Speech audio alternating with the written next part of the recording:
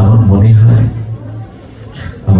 হয় উদ্ধব এই কথাটা ঠিক রহস্য ভেদ করতে পারলেন না। চোখের জলে নাড়াতেই হয় গো, মিথ্যা সংবাদ নয়। মহাপ্রভু যখন গম্ভীরায়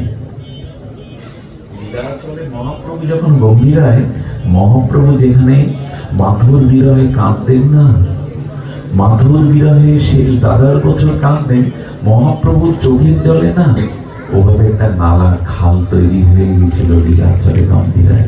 মিথ্যা সংবাদ নয়। জলযন্ত্র পিস্কারির মতো কাঁদতেন মহাপ্রভু। সদীজন, উদ্ধব সেই জলের স্রোতধারা তীরবর্তী